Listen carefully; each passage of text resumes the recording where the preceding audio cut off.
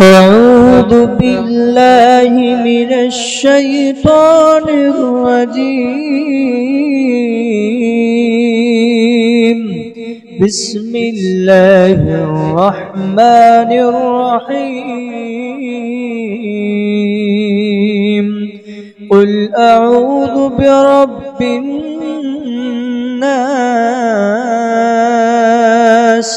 ملك الناس إله الناس من شر الوسواس الخناس